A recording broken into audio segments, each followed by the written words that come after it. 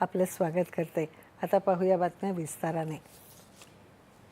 जगातली सर्वात समृद्ध, तर्कसंगत आणि परिपूर्ण भाषा अशी संस्कृत भाषेची ओळख आहे। भारतामध्ये प्राचीन काळात झालेल्या प्रगतीची सर्व माहिती संस्कृत भाषेमध्ये जतन केलेली आहे।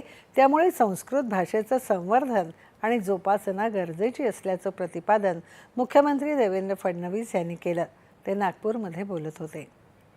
मुख्यमंत्री देवेंद्र फडणवीस यांच्या उपस्थितीत आणि राष्ट्रीय स्वयंसेवक संघाचे सरसंघचालक मोहन भागवत यांच्या हस्ते नागपूरमधल्या कवी कुलगुरू कालिदास संस्कृत विश्वविद्यालयाच्या डॉक्टर केशव बळीराम हेडगेवार आंतरराष्ट्रीय शैक्षणिक भवनाचं लोकार्पण आणि डॉक्टर केशव बळीराम हेडगेवार आंतरराष्ट्रीय गुरुकुलाचं उद्घाटन झालं। त्या कार्यक्रमात बोलताना मुख्यमंत्र्यांनी संस्कृत भाषेची महती अधोरेखित केली। कवी कुलगुरू कालिदास यांच्या नावानं विद्यापीठ असल्यामुळे ते रामटेकला असावं अशा प्रकारची संकल्पना होती, म्हणून त्याची सुरुवात रामटेकला झाली। पण अर्थात आता जेव्हा त्याला एक वैश्विक स्वरूप द्यायचं आहे आणि त्याचं इंटरनॅशनल कॅम्पस सुरू करायचं आहे, त्यावेळी ते नागपूरसारख्या मध्यवर्ती जागेवर असावं अशा प्रकारचा विचार समोर आला। हे जे काही एक इंटरनॅशनल संकुल आपण तयार करतोय, आंतरराष्ट्रीय संकुल तयार करतोय, निश्चित त्या संकुलाच्या माध्यमातून आपल्या संस्कृत भाषेला आपण ती आंतरराष्ट्रीय भाषा आहेच, पण तिच्या प्रचार प्रसारामध्ये निश्चितपणे अतिशय मोलाचं योगदान आपण करू शकू।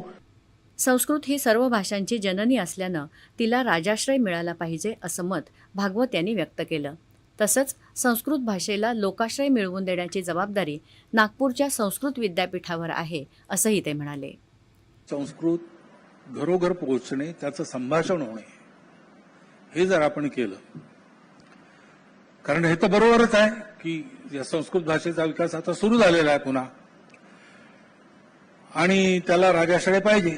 आत्मनिर्भर भारत उभा करण्यामध्ये शासनही असतंच, तर भारताचं स्वत्व पुन्हा जागृत करण्यामध्ये भारतीयांच्या सगळ्या भाषांचा विकास आणि त्या भाषांची जननी आणि सगळा भारतीय ज्ञान परंपरेचा निधी ज्यात साठवलेला आहे ती संस्कृत भाषा, ती सुद्धा राजाश्रित झालीच पाहिजे। या कार्यक्रमाला उच्च आणि तंत्र शिक्षण मंत्री चंद्रकांत पाटील आणि इतर मान्यवर उपस्थित होते। या कार्यक्रमात डॉक्टर केशव बळीराम हेडगेवार बालक आणि बालिका वसतिगृहाचं भूमिपूजनही करण्यात आलं।